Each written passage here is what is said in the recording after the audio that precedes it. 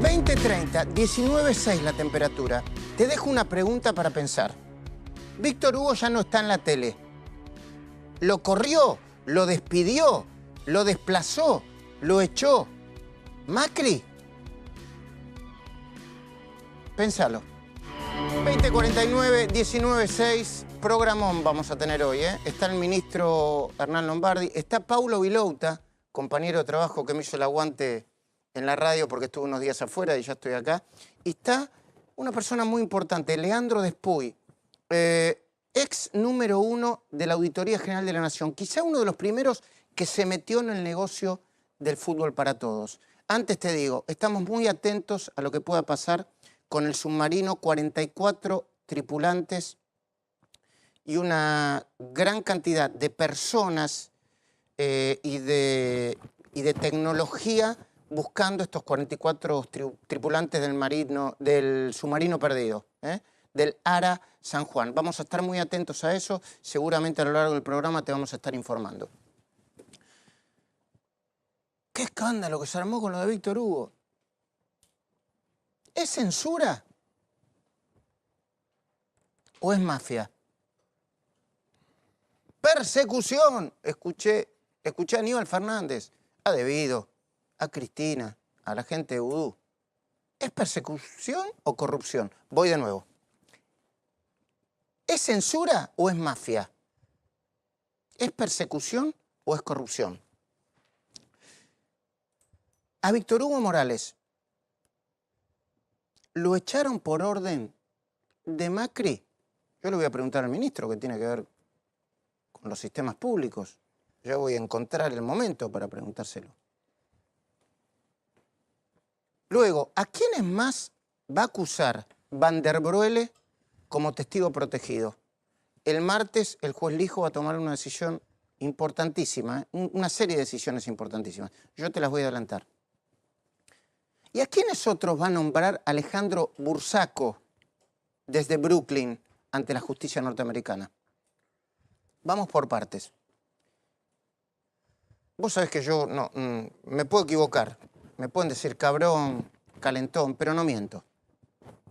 Aunque a Víctor Hugo no le tengo el más mínimo respeto profesional, repito, no le tengo el más mínimo respeto profesional, lamento que lo hayan despedido de C5N. Lo lamento de verdad. A ver, ¿por qué lo lamento? No por él, no es personal. No me gusta que nadie se quede sin laburo. No me gusta que nadie se quede sin laburo. Por más que alguien sea un converso, que no respeta los datos reales ni los hechos, y grita y acusa y difama. Y obviamente esconde su fortuna, ¿no? Bueno, eso hay un libro entero para contarlo. Esconde su fortuna, sí. Esconde las pinturas, los cuadros, para que no lo embarguen. A ver, ¿pudo haber sido esta una decisión del presidente? Si Macri hubiera querido hacerlo, por razones prácticas, entiendo yo, lo debería haber decidido durante las PASO o durante las elecciones de octubre. A ver, pensemos en términos kirchneristas. Bastante mal tenemos todo en la cabeza después de tanto kirchnerismo. ¿Cuándo te conviene hacerlo? Si vos querés, a ver, si vos no querés que este programa aparezca, ¿cuándo querés que no aparezca? ¿Cuándo le querés cortar las piernas? En el medio de las elecciones. ¿Cuándo lo tendrían que haber sacado del aire si fuese una decisión del presidente? Cuando C5N puso todo su aparato a favor de la candidata Cristina Fernández. ¿Lo recuerdan, no? Paulo, buenas noches. ¿Vos lo recordás, no? Por supuesto, ¿Viste Luis. que en Argentina pasan cosas cada 5 minutos? Pero Hace un ratito, en las PASO, pusieron toda la carne al asador contra, a favor de Cristina y contra los candidatos del oficialismo y otros, y contra Randazzo porque le quitaba votos. Se comían todo, bueno, vos veías ese canal y era tremendo. Eso era C5N. Y estaba Navarro, y estaba Víctor Hugo. Lo recordamos, ¿no? Es lo correcto. Agosto, sí. PASO. Bueno, porque si no parece, viste, acá todo tenés que explicarlo 20 veces, no hay problema. ¿Para qué le serviría al gobierno la salida de Víctor Hugo si cada día pierde más influencia y más audiencia al compás de la descomposición moral del kirchnerismo. Porque puede haber una descomposición política, ¿viste? Hay una descomposición moral del kirchnerismo. Mi hipótesis es la siguiente, y mi hipótesis está sustentada en muchos llamados que hago a colegas y a algunos gerentes del grupo. Miren, los gerentes de C5N son todavía los gerentes de Cristóbal López y Fabián de Sousa. Aunque dijeron, parece que vendieron de mentirita la empresa. Un lío eso, ¿eh? Ya lo expliqué varias veces. Y te lo tengo que explicar ahora, nos vamos a volver locos. Los que están ahora, los que le dijeron a Víctor Hugo, mire, usted tiene que irse, son los mismos gerentes de Cristóbal López y Fabián de Sousa. Quienes siguen manejando el canal en las sombras. Quienes siguen manejando el canal en las sombras. Y a Víctor Hugo lo echaron, igual que al impresentable de Roberto Navarro, corre por mí, obviamente, la definición de impresentable. Porque estos tipos, los gerentes, los dueños en las sombras, intentan ser más papistas que el Papa. Es decir, tratan de demostrarles, como tiene una manera kirchnerista de ver la vida, dice, si yo le demuestro que estoy con ellos, me va a ir mejor. Entonces tratan de demostrarle al presidente que son más papistas que el Papa. Entonces, ¿qué hacen? Pegan un volantazo. Vos manejás, ¿no? Viste que cuando vos estás así, pegas un volantazo, el auto se va para cualquier lado. Parecido al volantazo, en menor medida, que Víctor Hugo pegó en su momento cuando pasó de denunciar el enriquecimiento ilícito de Néstor y Cristina, miralo en YouTube, están todos, están en las redes sociales, un día dijo, el matrimonio presidencial, Néstor Kirchner, deberían explicar su enriquecimiento ilícito un lunes, y al otro día se hizo ultra K. Bueno, igual que Víctor Hugo, que lo hizo en menor medida, se dio vuelta así, primero el jefe de la barra de Boca, para hablar en términos futboleros, y después hizo el jefe de la barra de River, los que están detrás de C5N están dispuestos a cambiar de bando. Vale, dicen, vamos a cambiar de bando. Pero ¿a cambio de qué? Si logran ¿qué? Indulgencia para pagar la deuda fraudulenta de más de 10.000 millones de pesos que tienen con el Estado. ¿Y qué va a hacer Macri? Si mis fuentes no me mienten, y creo que no lo están haciendo, Macri no tiene el menor interés en que C5N se transforme en un medio oficialista. Se los digo a los kirchneristas, a los no kirchneristas, a toda la Argentina. El presidente no tiene el menor interés en que C5N se convierta en un medio oficialista. Hasta donde yo sé, el presidente quiere, igual que el responsable de la FIP, Alberto Abad, que Cristóbal, primero, antes que nada, pague por el delito que cometió. Que pague con sus activos, incluso sus bienes personales. Parece que tiene un par de aviones, etcétera, etcétera. Y si es necesario, que lo pague con la cárcel también.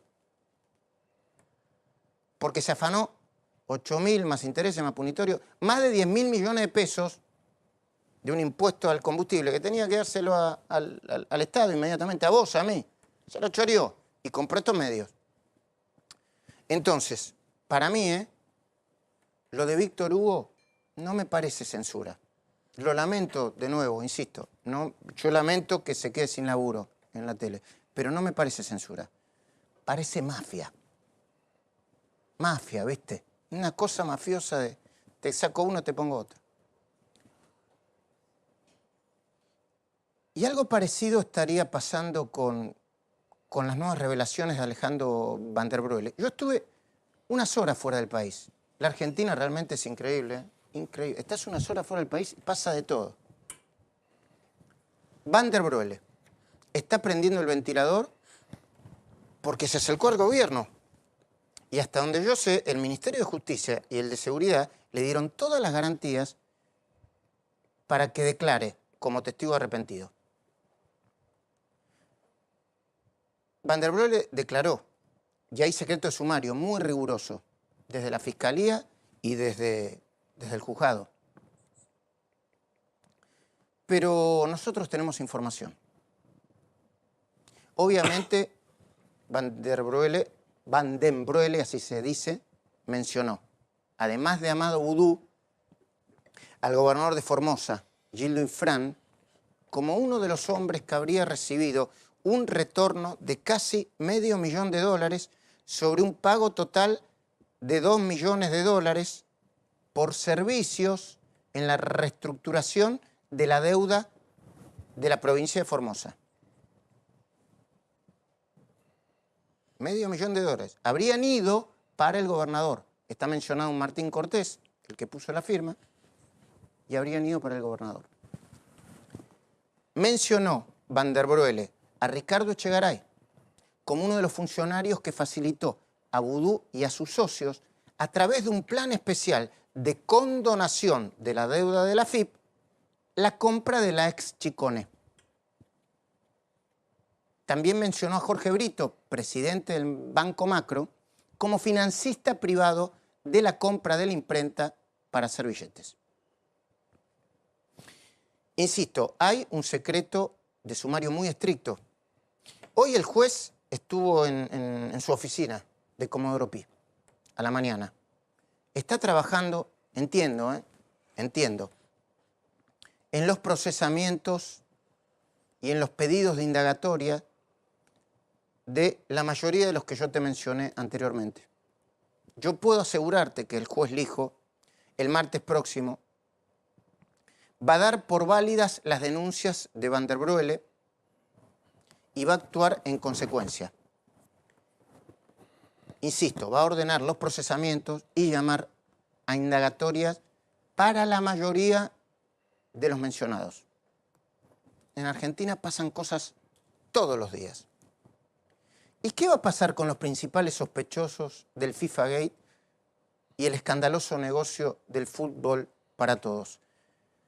Bueno, yo antes de empezar a hablarte de Bursaco quiero contar una historia breve que tiene que ver con este programa. Y dicho sea de paso, agradecemos la premiación, el Conex que recibimos de platino, ¿no? Nunca tengo la data bien, no sé si es de brillante, pero sé que pesa un montón. Sé que pesa un montón. Como el mejor productor junto con Carlos Martínez de la década. Y esta mención tiene que ver con la idea con la que nosotros trabajamos. ¿Cómo empezó la causa argentina del fútbol para todos? Empezó por un intercambio de información que tuvimos con Graciela Ocaña. Graciela Ocaña me preguntó un par de cosas y yo le di una respuesta después de una reunión de producción, no me dejan mentir. Ahí está Machiavelli y Javier Hermoso, que después les van a presentar 2 informes apasionantes. Atención, el Club Quilmes.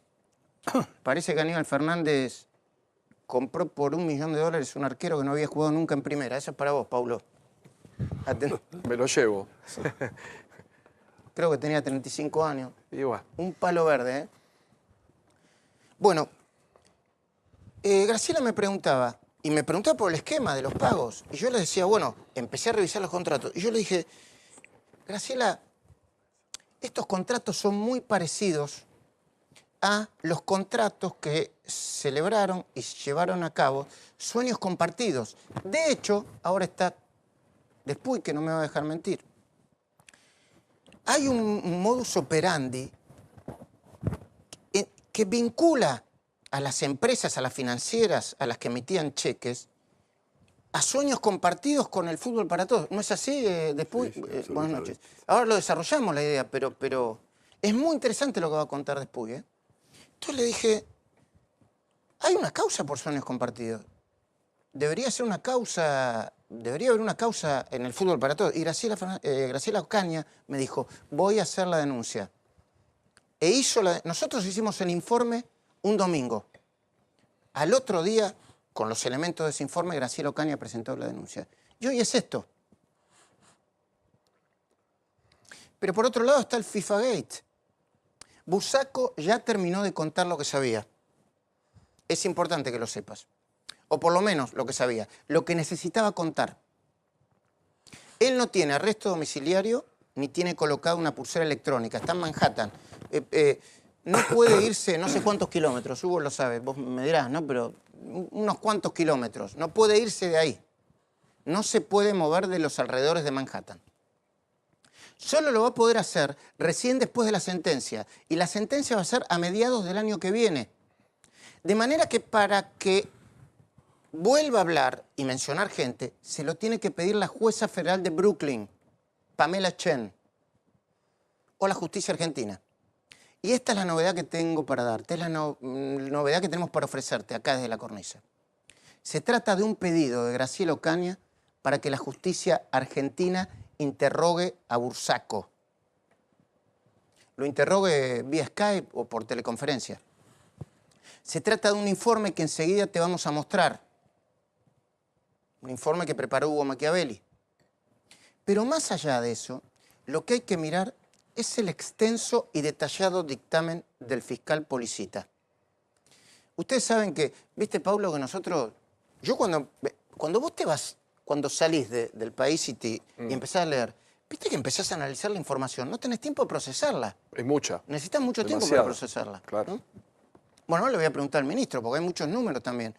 Y este gobierno también hizo un contrato para, creo que para la Copa América 2016. Bueno, el fiscal Policita entiende en el marco de la causa Jinkies.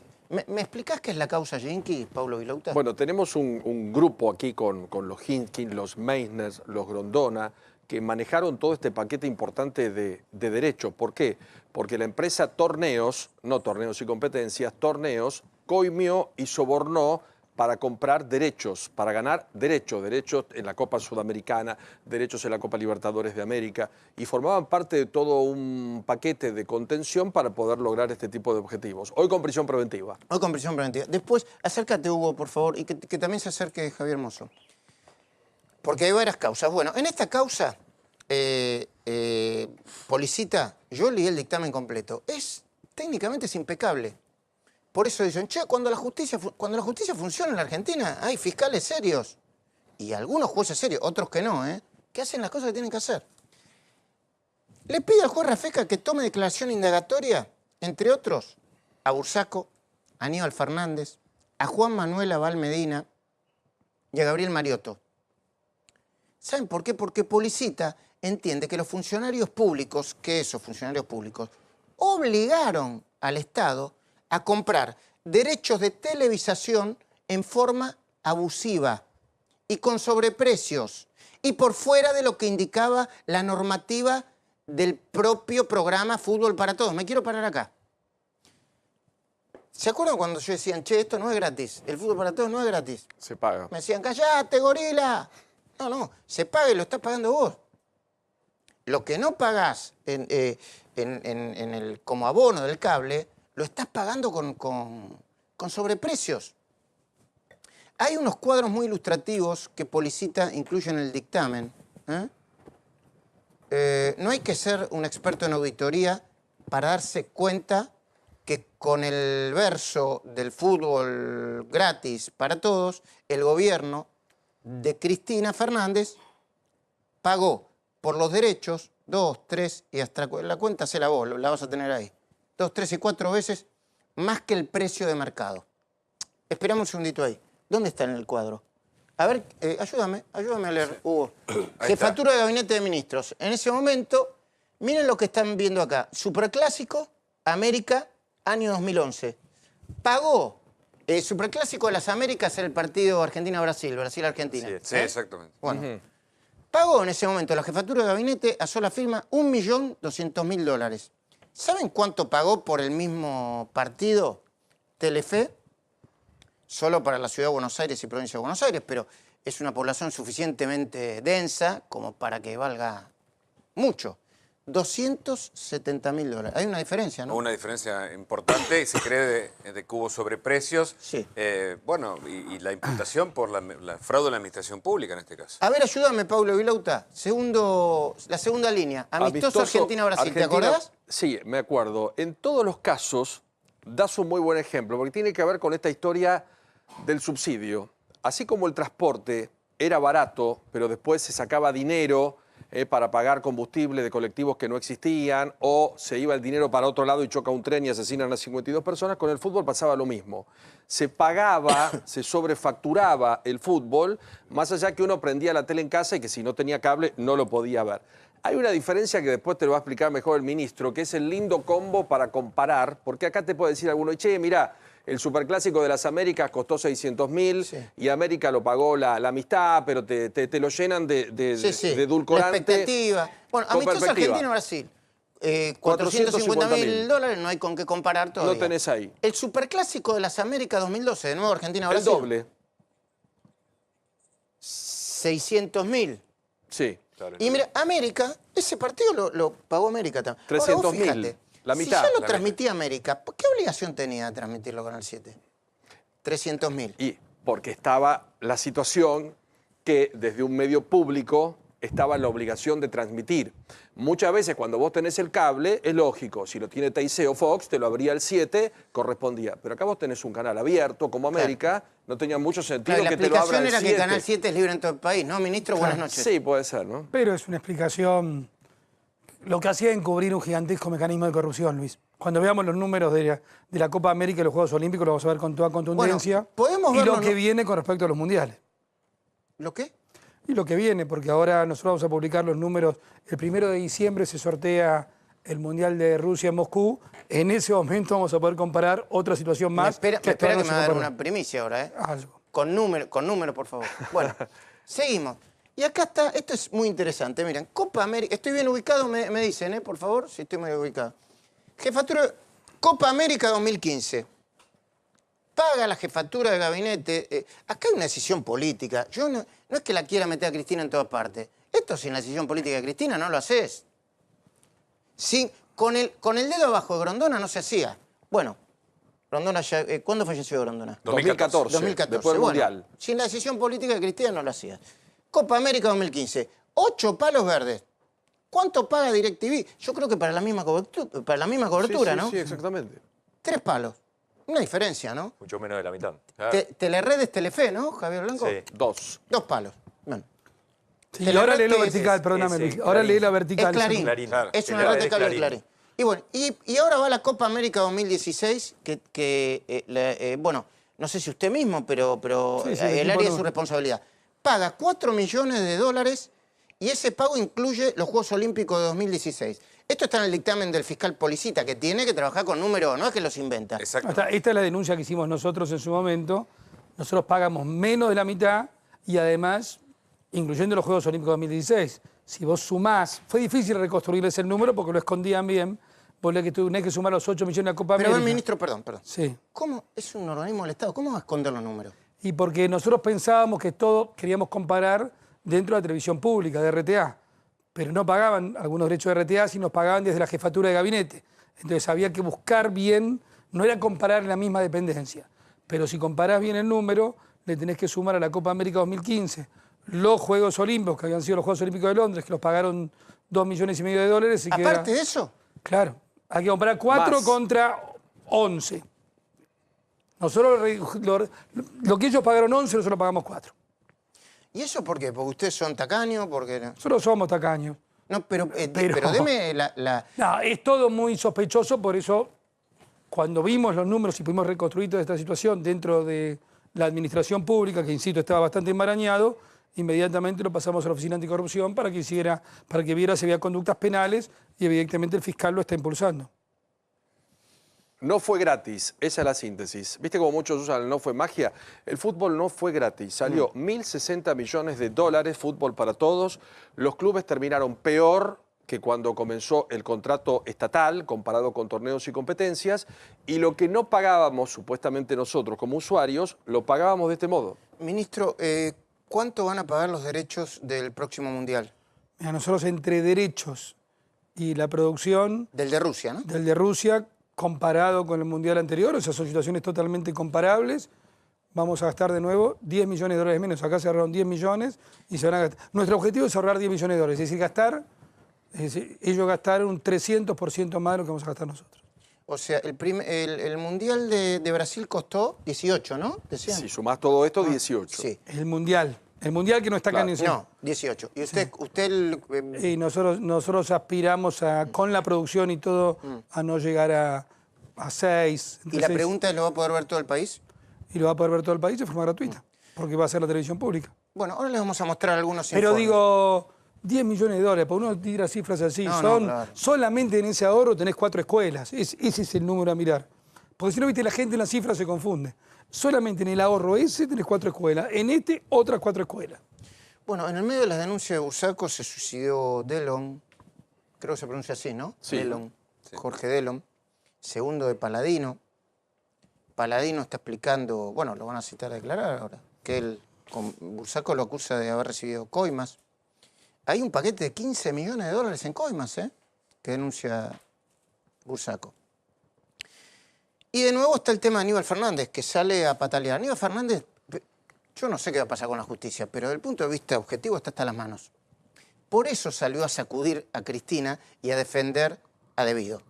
Por eso se mencionó a Carlos el Chino Zanini, quien hasta ahora la viene sacando demasiado barata, demasiado barata. Por eso Aníbal, Devido y Cristina salieron a denunciar un plan de persecución política, sistemática. Pero la verdad, acá están los números, no es persecución, es afano. Los números están a la vista.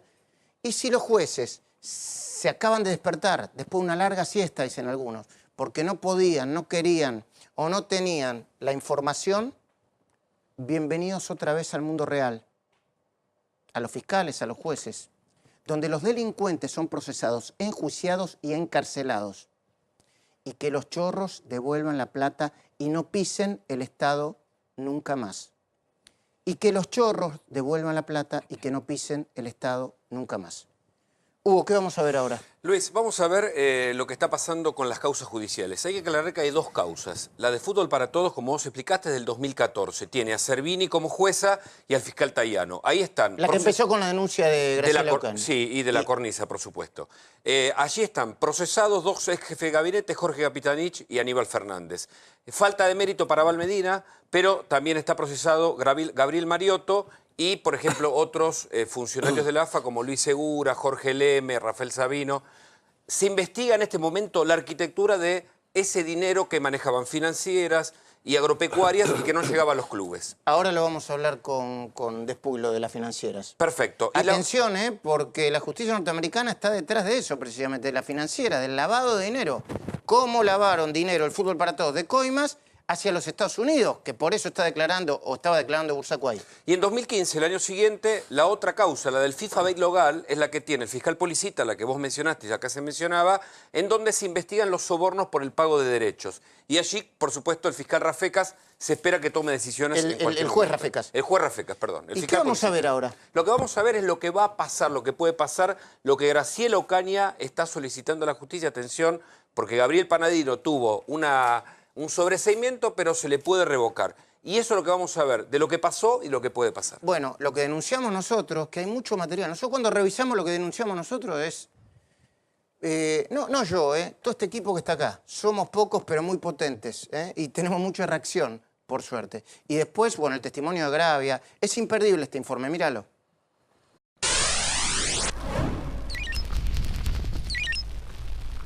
¿Cómo hizo para incrementar su fortuna, Julio? ¿Pero cómo se llegó a una ferretería? ¿Por qué? No me empuje, no me aclare. No, pero le quiero preguntar cómo se logró de una ferretería tener incrementos. ¿Cómo distribuye el dinero del fútbol? ¿Sí? ¿Y el dinero del fútbol para el fútbol distribuye a todos los argentinos? ¿Cuánto gana por la FIFA y por la AFA? ¿Cómo logró de una ferretería tener propiedades en Puerto Madero, Julio? Graciela Ocaña presentará una denuncia penal por primera vez después de 35 años de poder. Lo viste primero en La Cornisa. El fútbol para todos era una caja negra. Funcionarios y dirigentes del fútbol hoy están procesados por la jueza Servini de Cubría. Es una causa que se inicia a partir de la investigación de La Cornisa, que nosotros tomamos y luego hicimos sucesivas ampliaciones y que tiene que ver con todo el fraude que se hizo en el marco del programa Fútbol para Todos. También viste y escuchaste en La Cornisa a Alejandro Bursaco. Fue cuando presentamos las escuchas de la mafia del fútbol argentino. Bursaco, al lado de Julio Grondona, manejaba todo en la AFA, desde los contratos hasta la fecha de los partidos de Fútbol para Todos. Esperá que te doy con Alejandro Bursaco. Bueno. Raúl, dígale. Acá lo que hay que conseguir, que lo de la con seguridad no le den seguridad ni sábado y domingo, que no sea una decisión de AFA, que no sea una decisión tuya, y que pase el lunes. No era que el que hacía lo que quería solamente Julio Grondona, sino que quien hacía lo que quería era alguien que no era dirigente de AFA, que era Alejandro Bursaco, que siempre fue, en la última década de vida de Grondona, su mano derecha, el hombre que, como bueno, todos sabíamos en su momento, manejaba las cuestiones poco claras, decirlo de alguna manera, de Grondona. Ahora el escándalo del FIFA Gate y la repercusión de las declaraciones del arrepentido Bursaco genera una nueva causa que llevan adelante el juez Rafecas y el fiscal Policita. Ambos van a apuntar contra los funcionarios del Fútbol para Todos, los ex jefes de gabinete y Pablo Paladino. Ahora el fiscal Policita está pidiendo la indagatoria de todos los funcionarios vinculados. Bursaco pagó para que Torneos y Competencias mantuvieran la transmisión de la B Nacional, que quería ser sacada también en el 2011 de manos de Torneos, ¿no? Es toda la misma gente que estaba en su momento, que era o que pertenecía a ese entramado de poder poco claro que había generado Grondona, la misma gente que estaba antes y la misma gente que está ahora. Las coimas pagadas por Bursaco ya se llevaron la vida de uno de los implicados. Jorge Delón se quitó la vida arrojándose a las vías del tren.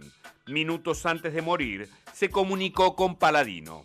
A mí me llama la atención el suicidio. La verdad que siempre uno lamenta que una persona tome la decisión de quitarse la vida, como es en el caso del abogado de los... Todas las miradas apuntan a Pablo Paladino, mano derecha de Aníbal Fernández y principal responsable de ejecutar el programa Fútbol para Todos. Evidentemente responde a una estrategia desde algún lugar para seguir colaborando con la demonización del gobierno anterior, de los funcionarios del gobierno anterior, de la estigmatización del programa Fútbol para Todos como tal. Yo creo que Paladino debe estar preso porque puede obstaculizar la causa. Y nosotros le vamos a pedir al doctor Rafecas la prisión de Paladino para su inmediata indagatoria.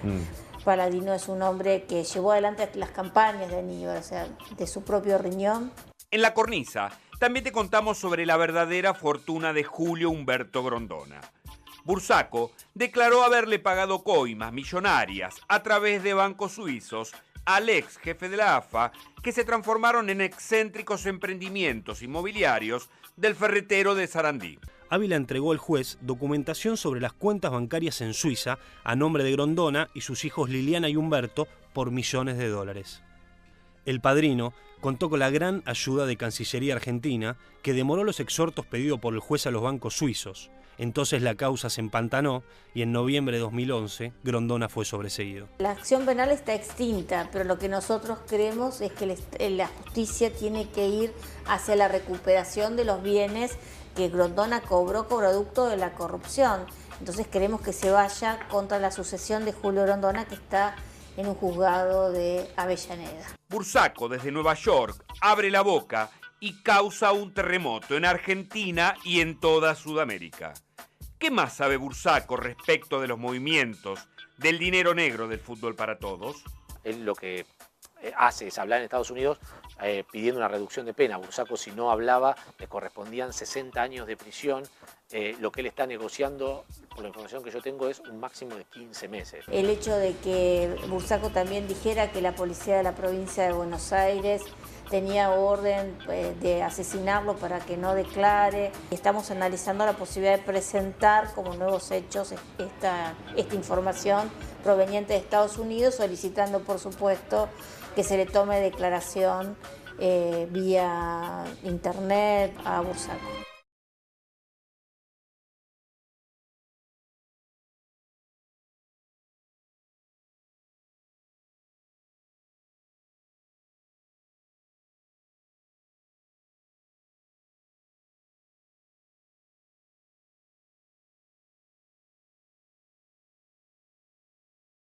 Bueno, ¿y cuánta plata habrá quedado en el camino, no? porque la escuela financiera fue el inicio de la investigación vinculada con Fútbol para Todos, ¿no? Leandro, gracias por venir. Cuénteme un poco. Gracias. Yo cuando estaba viendo un poco las cifras, los números y los sobornos que se habían producido fruto de las negociaciones para mantener o renegociar las transmisiones, la compra de derechos, me decía, hay que ver el otro costado, que es precisamente lo que vamos a ver ahora. ¿Dónde fue la plata de Fútbol para Todos?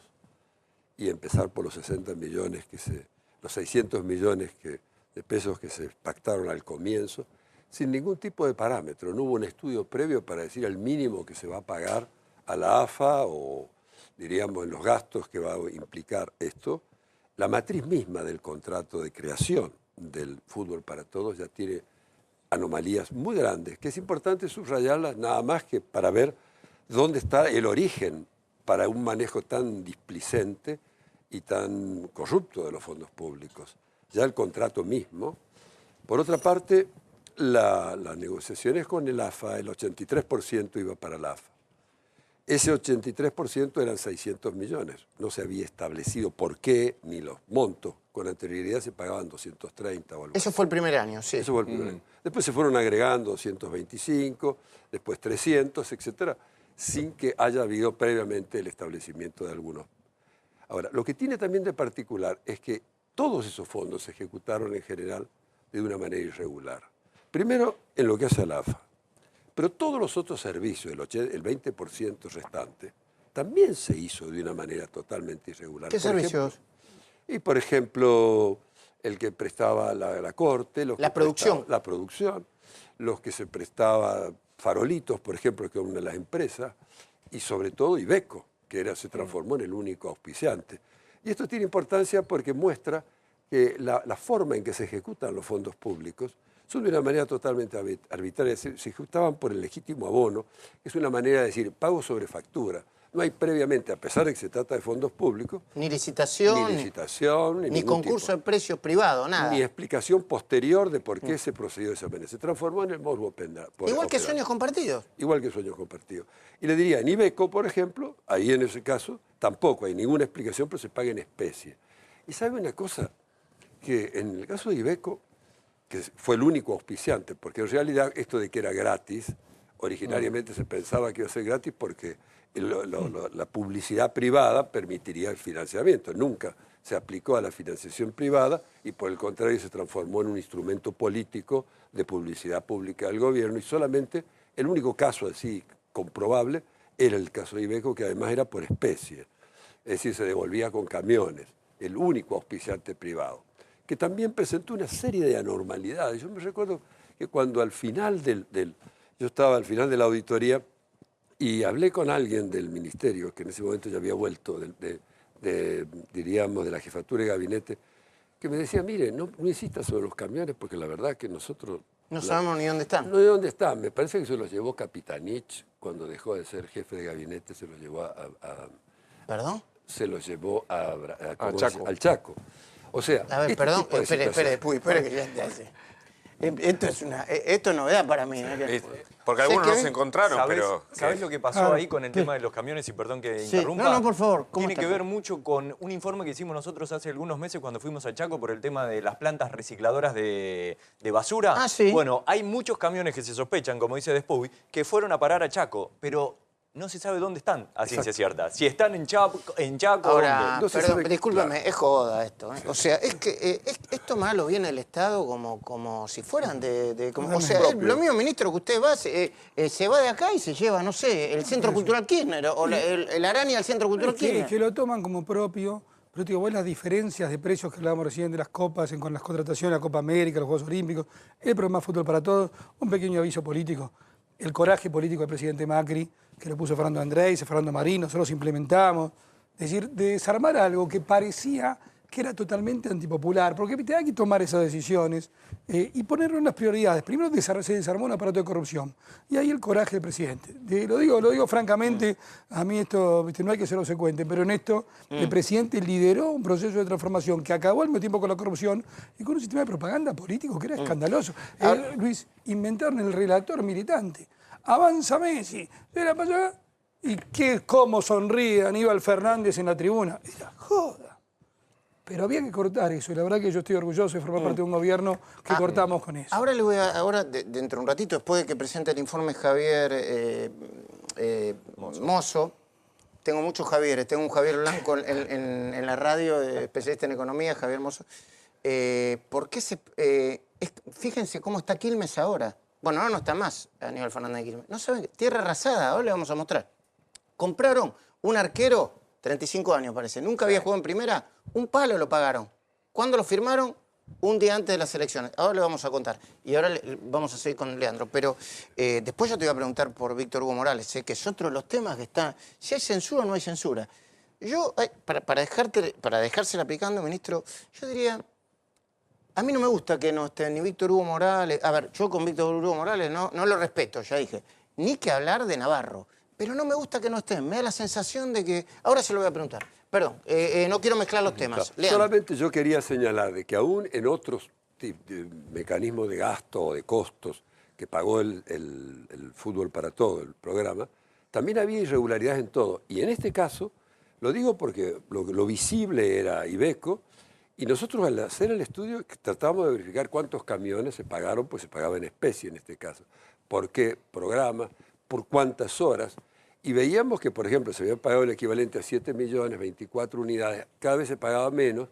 Y otra de las particularidades es que cuando nosotros estudiábamos lo que normalmente, según la pauta oficial, podía estimarse los costos de la publicidad, cuando había pagado 7, en realidad debía haber pagado 28 millones. Y esto me parecía que no había un solo ámbito en el cual pueda haber una rendición de cuentas. Todas estas cosas van a ser examinadas, sin duda. Obviamente. Ahora, el otro tema de fondo que usted apuntaba era este mecanismo, este modus operandi. Nosotros entregamos, la jefatura de gabinete le entregaba a la AFA. La AFA, en principio, recibía ese dinero y con destino al saneamiento económico y financiero de los clubes. Sin control, discrecional. El contrato lo decía, fíjese, a pesar de que era un contrato anómalo, decía que tenían que establecerse mecanismos de transparencia y de control. No se ejercieron nunca. Cuando nosotros quisimos intervenir, nos decían, no, miren que el AFA es una institución independiente. No, pero los fondos son públicos. Claro. Nosotros queremos... No, igual que Sueños Compartidos. Ahora bien, cuando nosotros, ¿qué hicimos? Como nosotros terminamos un informe sobre Sueños Compartidos, ¿qué detectamos ahí? Con una claridad impresionante, porque fue la única vez que nos dejaron ver los cheques. No nos dejaron en el AFA, pero sí pudimos verlo en Sueños Compartidos. Y ahí que vimos que sobre un programa de 1.300 millones más allá de peso que no se concluyeron, las obras, un desastre desde el punto de vista del cobro de los metros, había un mecanismo que se va a generalizar como práctica en el Estado. Por ejemplo, nosotros tuvimos acceso a 500 millones de pesos en cheques, de los cuales, por ejemplo, de esos 500 vimos 200 millones, de los cuales había beneficiarios que eran empresas o personas que no tenían nada que ver ni con la construcción, ni con la vivienda. Eran mecanismos... Cuevas financieras. Esto mismo lo entregamos precisamente a Servini de Cubría para que ella estudiara ese mismo mecanismo para ver inclusive la identidad. E inclusive dimos los quit, dimos las empresas, etcétera.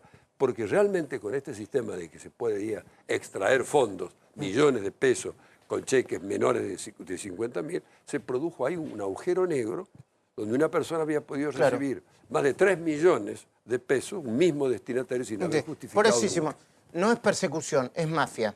Ya está junto a nosotros un colega que hace mucho tiempo que venimos invitando, hace mucho tiempo que no viene, pero siempre viene. Tiene mucho trabajo y es un amigo, Nelson Castro. Nelson, buenas noches, ¿cómo estás? ¿Cómo estás, Luis? ¿Conversamos ahora? ¿Cómo no? Hace tiempo que no te veo, ¿estás bien? Muy bien, un gusto estar contigo. Bueno, me alegro de verte. Gracias, igualmente. Bueno, no nos vayamos, por favor, no nos vayamos ni a levantar la voz, porque cualquier periodista que se pelee empieza en la grieta. Nosotros estamos bien, no tenemos ninguna... Mira, estamos en un país tan increíble que discutir significa pelearse. ¿Viste? Es una cosa que tenemos ¿Qué cosa? Lo que hay que reconstruir la Argentina es algo impactante, ¿no? Lo que hemos involucionado, y creo que eso es un dato que tenemos que tomar como elemento de la realidad para apuntar al futuro. Si nos quedamos en estas cosas del pasado, la Argentina no tiene futuro. Y además otra cosa que lo dice Nelson y yo comparto. No hay problema con los periodistas que trabajamos hace mucho tiempo y que investigamos y denunciamos. El gobierno de Macri, dentro de poco, va a cometer acto de corrupción. Perdón, ministro, espero que no lo cometa. Pero esto es una cuestión de tiempo. ¿Y saben quiénes van a estar? Vamos a estar los de siempre, ahí. No los que dicen, y no, vamos, así como te digo una cosa, te digo la otra. Vamos a estar los de siempre investigando. Pero fíjense este informe que hizo Javier Mozo. Es increíble, ¿eh? Recuerden esto, un arquero, Nelson es futbolero, 35 años, no había jugado nunca en primera. Un palo lo pagaron. Quilmes, destruido, mirá.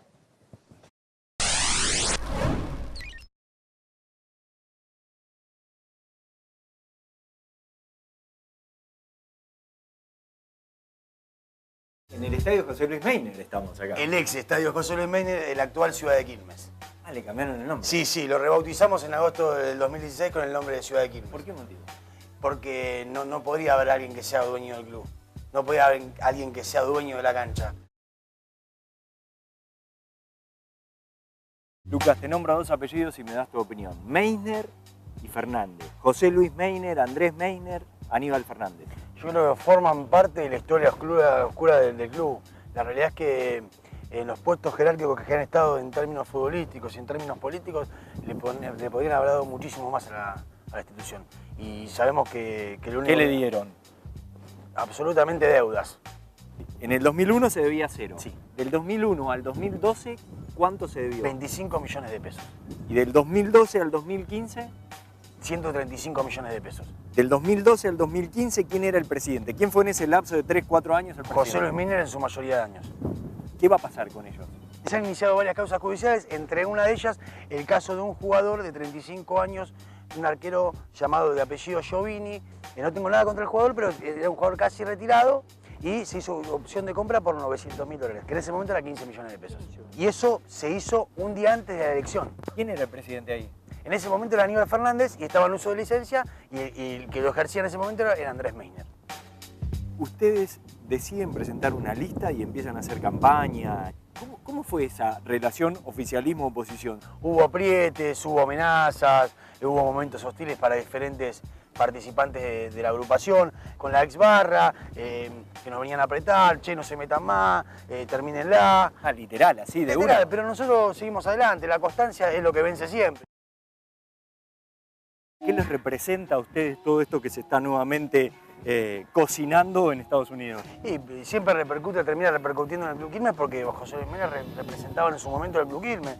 Nosotros lo que hicimos de una forma fehaciente también fue hacer una marcha explícita el día que se pide el pedido de extradición de José Luis Meiner. Sí. Llegamos al club con 500 personas y pedimos el pedido de expulsión de él y declararlo persona no grata, porque la realidad es que seguía manchando simbólicamente al Club Quilmes con alguien que realmente usó el club para hacer intereses personales. Nosotros tenemos en cuenta que hace más de 30 años el club sigue siendo manejado por las mismas personas. El Club Quilmes no solamente son dos familias, sino que el Club Quilmes son de todos los socios. Mediante esta nota venimos a pedir la expulsión como socio de José Luis Meiner.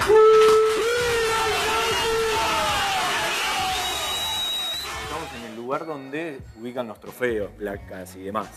Esto no estaba en su momento. No, esto se hizo en la restauración de lo que es la confitería del club para exhibirlo y esté ante los socios y lo puedan ver y demás. La realidad es que todas estas copas que están acá, de las ¿Dónde cuales estaban? apiladas en un galpón, tiradas todas y la mayoría rotas y demás. Esto es vestigios de el olvido en los que estuvo durante muchos años Quilmes. Mirá, o sea, esta es una copa que el club la gana en el 65. Fíjate el estado en que está. Acá lo que se hizo fue una inversión de todo lo que es el piso. ¿Por qué? ¿Cómo estaba? No, estaba desde la vez que la primera vez que se inauguró, Sí. desde el año 90-91, se reinvirtió nuevamente en lo que es el piso flotante. Ajá. ¿Qué otras cosas encontraron cuando asumen ustedes en julio del 2016 que estaban destruidas en el club y que tuvieron que ponerle y remarla? Canchas de divisiones juveniles realmente destrozadas, sin inversión, mismo la pensión, lugares donde los chicos vivían en lugares inhóspitos. ¿Y eso por qué, Lucas, todo eso? Y falta de importancia en lo que realmente importa como club. O sea, estaban solamente para intereses personales.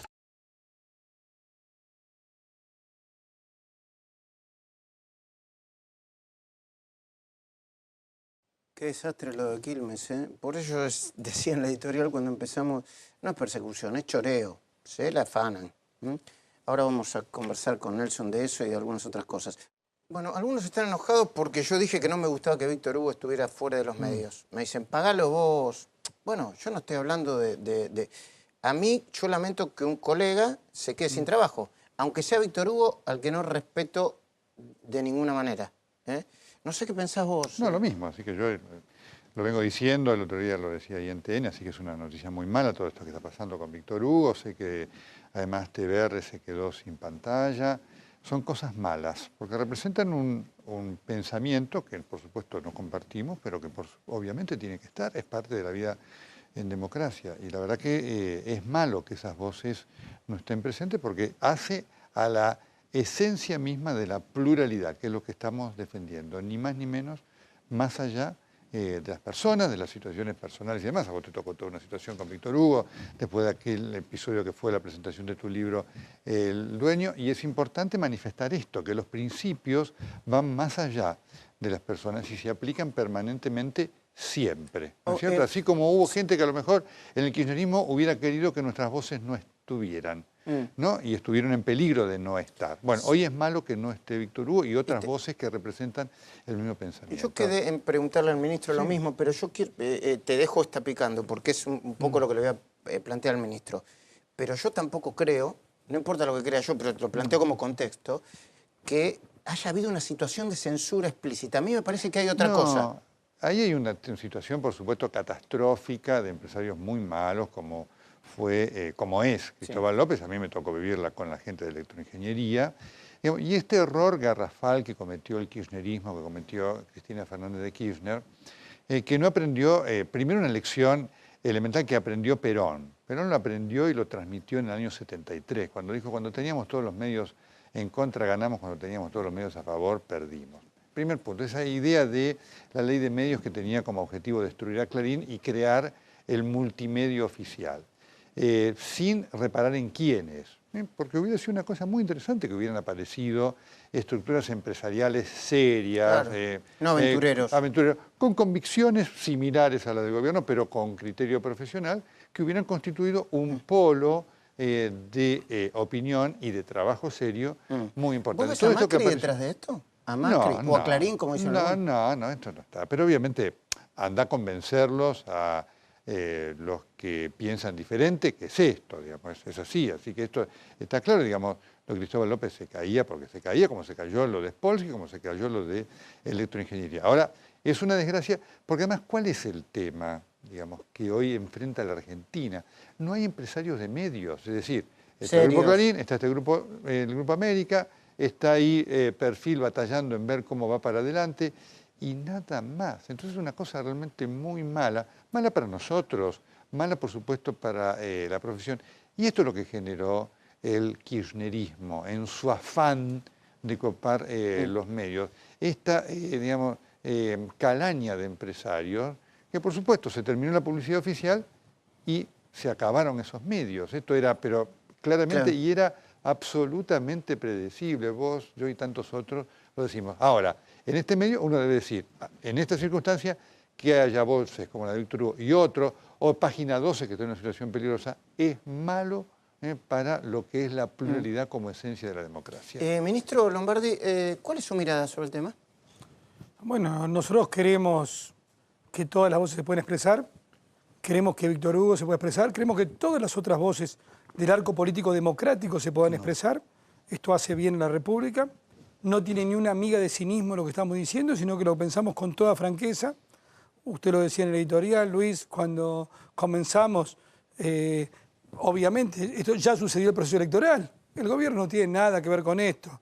El gobierno no actúa en esto, deja que las empresas tengan su propia dinámica. Ahora, hay una cosa que sí hay que ser tajante.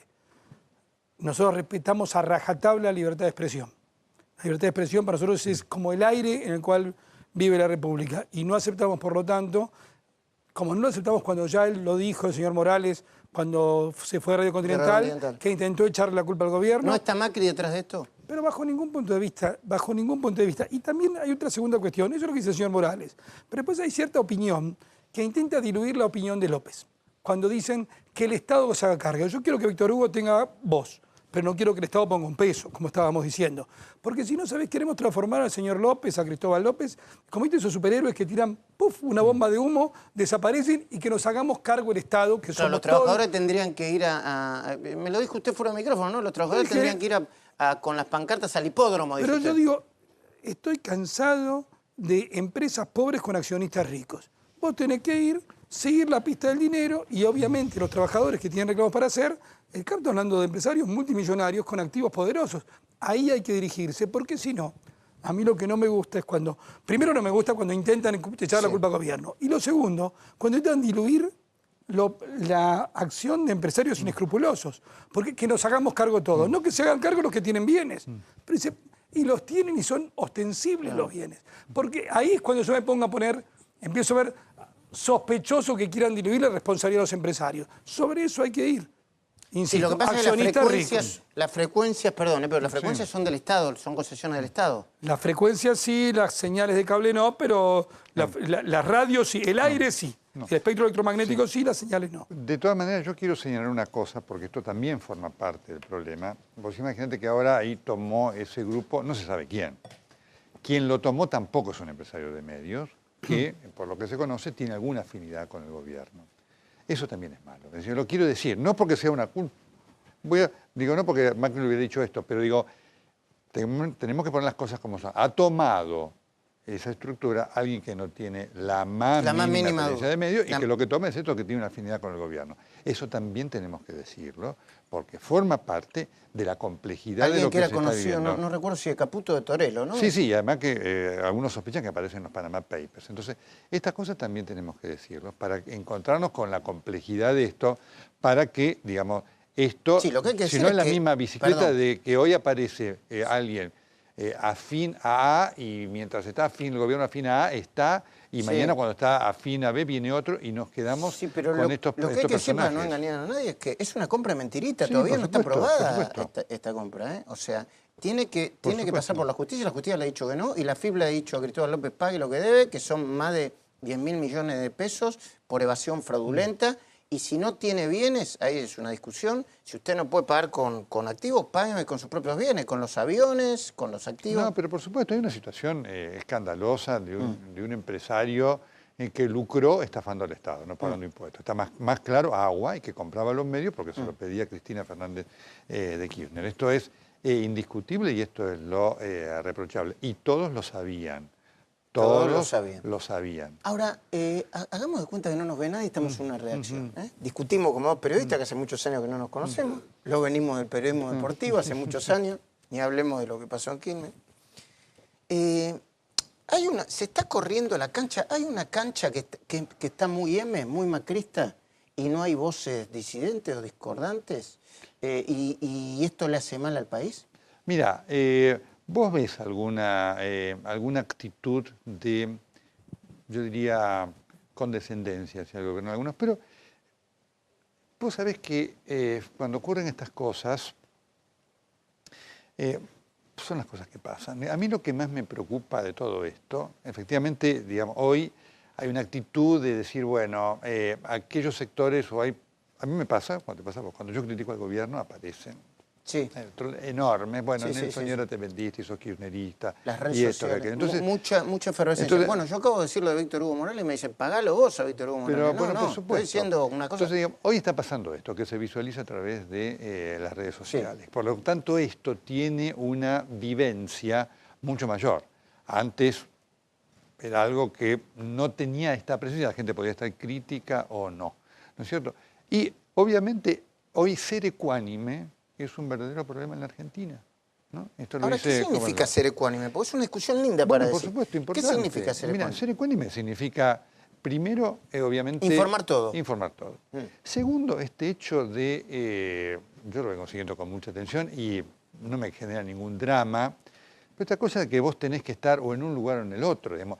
Esto lo inventó el kirchnerismo, esto del periodismo militante, diciendo, nosotros somos periodistas. Claro. Cuando hay una cosa mala de este gobierno lo tenemos que marcar claramente. Cuando hay cosas grises en algunos casos de los Panama Papers, lo tenemos que señalar. Ahí está. ¿Qué cosas malas le ves al gobierno? Mira, yo al gobierno creo que, por supuesto, tiene todavía un desafío enorme, porque esto es lo importante. Yo quiero marcar esto además. Yo a veces, vos ves que yo en general no me involucro en estas peleas de periodistas, porque ¿sabes qué pasa? La gente está esperando otra cosa. La gente está necesitando otra cosa. Y el país necesita otras cosas. Vengo de Europa. Y hablaba el otro día con alguien de Estados Unidos. Me encuentro en Europa con alguien que circunstancialmente había estado en un encuentro con Macri acá en Buenos Aires e iba a estar en un encuentro con Macri después que estuvo en Nueva York. Y fue muy interesante escucharlo. Porque entonces vos te das cuenta que por dónde pasa el país. No estoy esquivando la responsabilidad de decir las cosas que no me gustan del gobierno. Pero si no nos damos cuenta nosotros qué es lo que el mundo hoy está viendo de la Argentina y cuál es el desafío de la Argentina, por supuesto estaremos en estas discusiones que no harán más que ahondar nuestro fracaso. Pero yo te puedo decir con una mirada como periodista para compartir, más para preguntarte que para compartir. Yo obviamente, yo estuve unos días en Estados Unidos. Vengo y obviamente que el gobierno está haciendo un acuerdo que yo no sé si es histórico, pero está buenísimo, ¿no?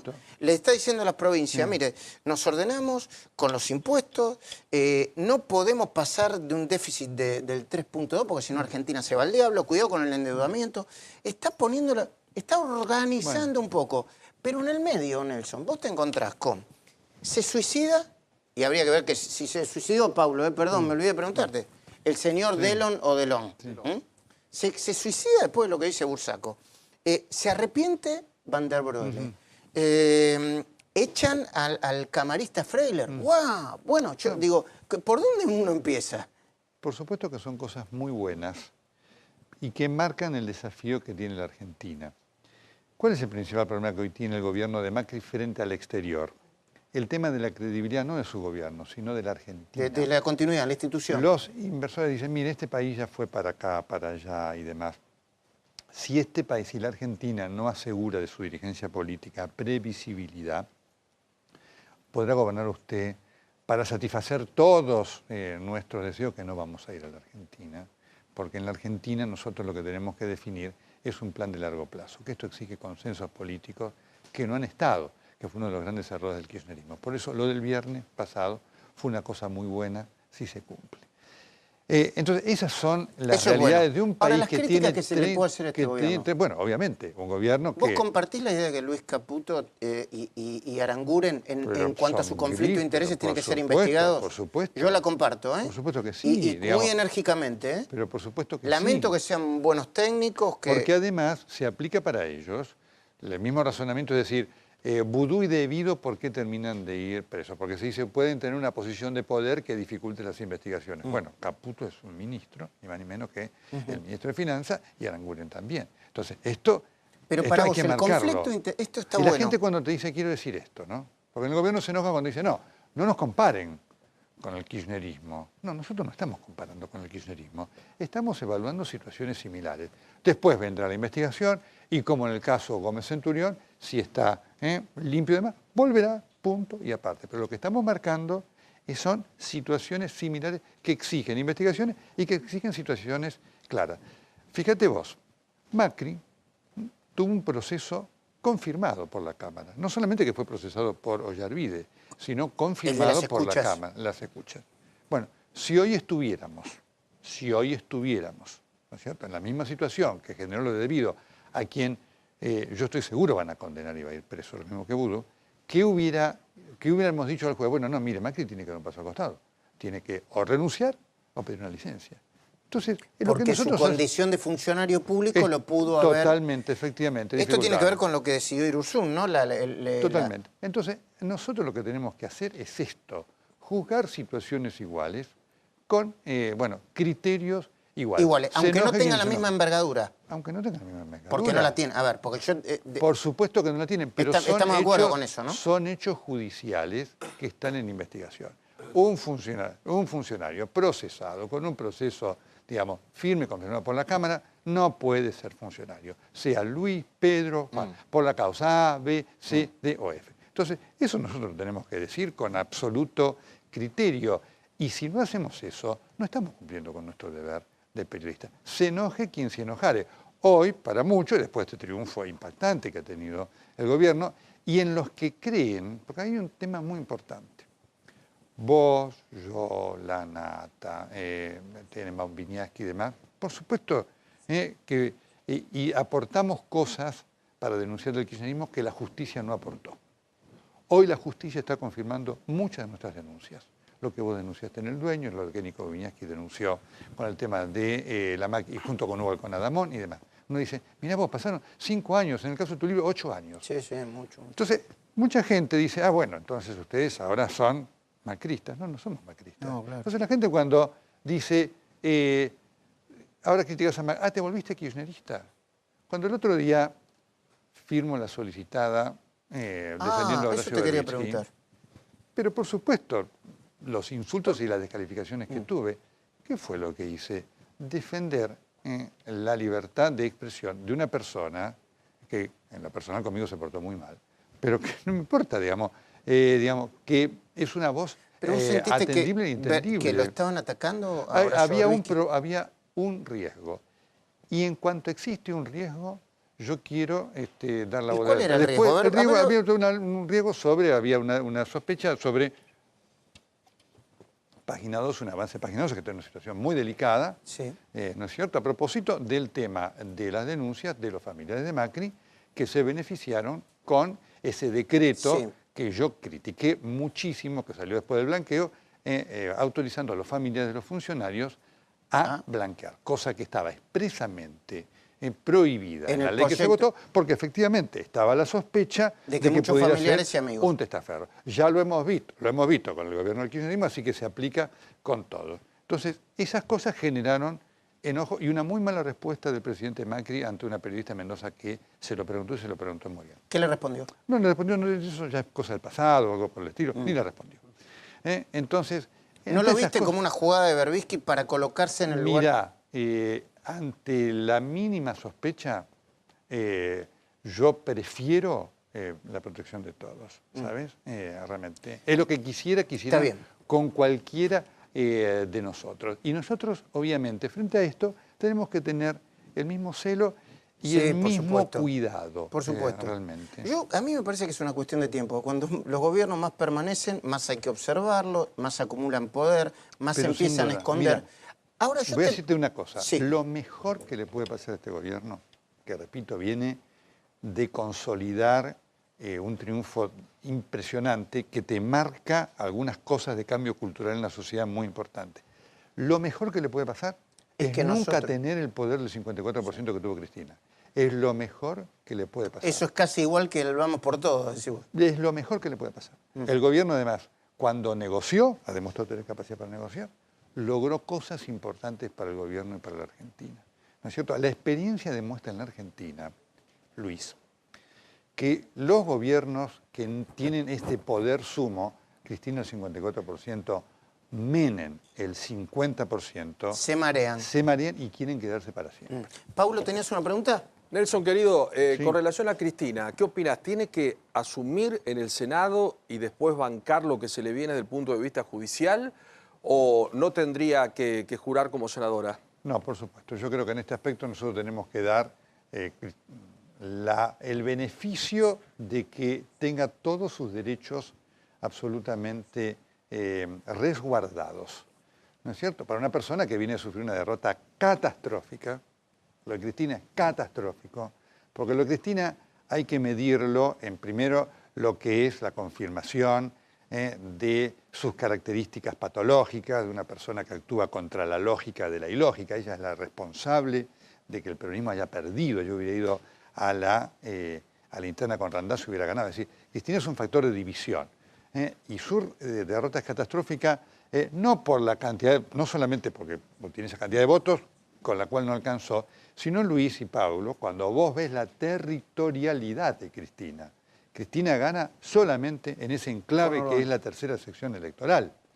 El resto de la provincia fue absolutamente crítica para ella, lo cual está marcando una falta de sustento político muy importante entre una persona que es factor de división y que le ha hecho un enorme mal al país en su momento y al peronismo ahora.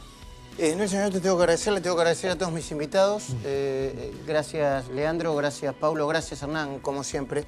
Te quiero hacer una última pregunta. La que vos quieras, señor. ¿Cómo ves al ruido en la calle? ¿Te siguen ¿Te pasaron algunas cosas en la calle, como a mí, como a todos? ¿Te siguen, perdón por la pregunta, ¿te siguen No, puteando? está mejor. Alguno me tocó. Hoy uno me tocó, pero no. ¿Hoy no te tocó que te... No, ¿qué no, te... en general la Gorila, gente... ¿qué te no, dice? alguno ¿Cuál fue la última puteada No, auténtica? hace tiempo. Mira, bajaron mucho cuando fue toda esa ignominia de los hijos de Ernestina Redenow. Ese fue el momento más duro para todos, de esa ignominia que fue tremendo. A partir de ahí mucha gente se dio cuenta de la mentira del kirchnerismo. Y hoy lo que pasa es que la gente te grita Cristina, ¿no? Y entonces a mí me genera... O sea, Cristina. Me genera una... Viva Cristina, me genera... Yo cuando me gritan Viva Cristina hago la B del gozo. Viva. A mí me genera realmente... Un poquito de humor necesitaríamos, ¿no? Pero mira, muchísimo, querido. Nosotros tenemos que tomar las cosas, te repito, en el sentido de la Argentina tiene una oportunidad histórica. La Argentina está viviendo una oportunidad histórica de encontrar acuerdos políticos que hagan de la Argentina un país previsible. Y nosotros no nos podemos quedar en la grieta. Mirá, la grieta y la división es tema del pasado. El pasado de la Argentina fue de grieta y significó Hay que mirar para el adelante. fracaso que hoy todavía pagamos. Gracias, Nelson. A vos, querido, muchísimas un saludo gracias para todos. por venir. Gracias a todos. Chao.